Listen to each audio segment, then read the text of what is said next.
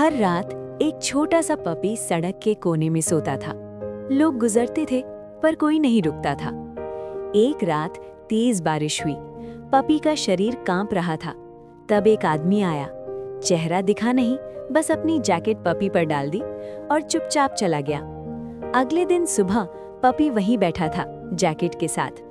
थोड़ी देर बाद वही आदमी वापस आया, इस बार यूनिफॉर्म में। वो आदमी कोई और नहीं, म्युनिसिपैलिटी का सफाई कर्मचारी था। पपी ने उसका हाथ चाट लिया, क्योंकि हीरो हमेशा अमीर या फेमस नहीं होता, कभी-कभी हीरो बस इंसान होता है।